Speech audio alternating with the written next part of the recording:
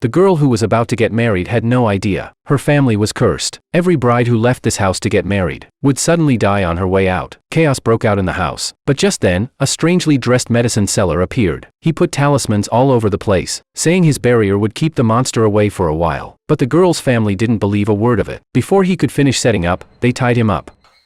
せめて奥に札を貼らせてもらえませんか。札？今ならまだ結界を貼っておけば防げるかもしれない。黙れ黙れ。